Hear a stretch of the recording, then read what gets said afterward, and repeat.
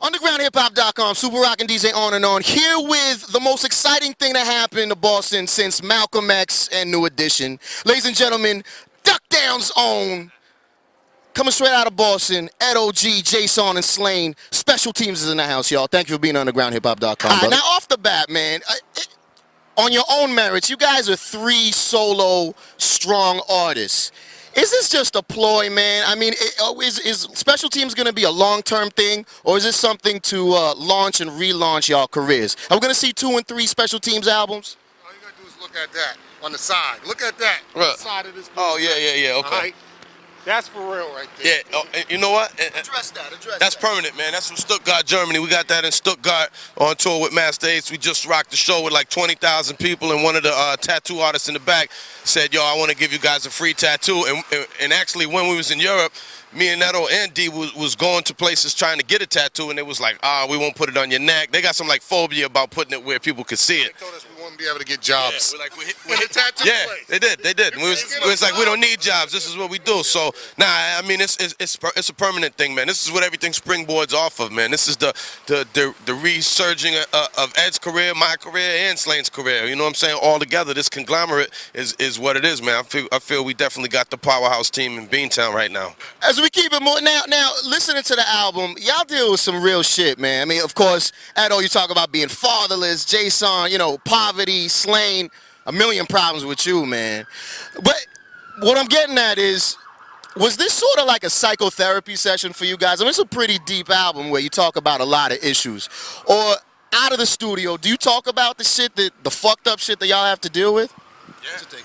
I mean, yeah, on a daily basis, man. This is it wasn't nothing made up for the album. We just, you know, that's really who you hear in that album is really who we are, man. From all 3 different perspectives. So, yeah, I don't think you know, you change your approach, you know, 360. I mean, I think I changed my approach a little bit when I get in the studio with these guys, as I'm sure they do with me. Whenever you have a chemistry with people, it's different than when you're just rhyming on your own. But you know, at the end of the day, you're still rhyming about things that mean something to you when you're on a record. Was there shit that you found out about each other through listening to the songs that you didn't know about each other?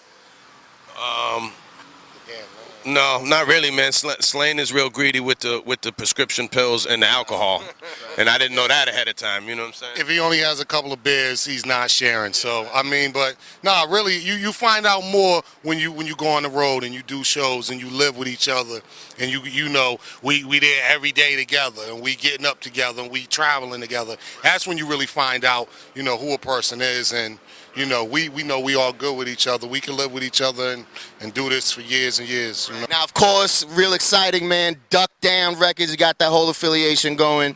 But a lot of cats, you know, when they hear Special Teams on Duck Down, they say, man, Duck Down hardly even promotes their own cats. There's sort of this, you know, entity, this hip-hop official entity that just kind of survives on its own. How risky and how smart is it to actually go with a label that's really on some grassroots shit? I think, man, you know, me, I could speak from being on Fat Beats, Ground Control, dealing with a lot of different independent labels, man.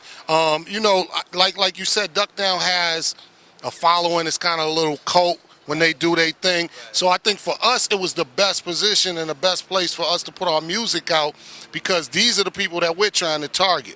You know what I'm saying? And it's going to springboard off of there. Everything else that we do and get is going to springboard from, you know, that target audience, man. So we had other deals on the table at the time that we could have ran with that was more money and, you know, this or that. But they wouldn't have been able to give us what we needed and give us that stamp of approval where, you know, when people look at, when they hear it and they see the Duck Down, you know, emblem, and they know we affiliated, they know it's some official shit, period. You know what I'm saying? Now, the album selling very well. We actually sold out like in the first week and all that, doing very well. The theme, stereotypes.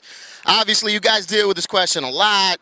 Slain being, you know, from Southie and Boston with the Irish boys. Jason come from a mixed background. Edo dealing with integration, school, you know, the busing and all that shit. How much, you guys are in a unique position more so than anywhere else in the country, because Boston is sort of a hotbed for that shit. What was the process in saying, yo, we're going to go with this theme? How did that present itself? I think, you know, like originally it didn't really start out as that. Only, you know, obviously when we're around each other, we're having these type of discussions with each other because we grew up in this, with this kind of tension around us, which is lessened over the years. You know, I don't think we could have made, if you're going back to the other question, we could have made this record the way we did 10 years ago. It would have been too much racial tension. I don't mean between us. I mean, like, the record would have caused racial tension in the city. But I think, like, we took it as an opportunity to recognize, like, what we grew up around here in Boston and kind of fucking make fun of the situation in a way, like on the stereotypes track. We're making fun of the shit. It's not like, you know, we're kind of showing the how stupid it is to think like that, and how funny it really sounds when you put it out there like that. But, you know, that's why we also did tracks like Race Riot. We wanted to reinforce the fact, you know, for the dummies who really think that we're really talking like that's what we mean on stereotype. We kept kind of a balance to it. So that did become the kind of the theme to the record. But I mean, if you listen to most of the record, it's not all racially driven. There's maybe 2 or 3 songs. The rest of it is just some head nodding shit. And, you know, obviously there's several different concepts on the record. And you know, it is what it is. And now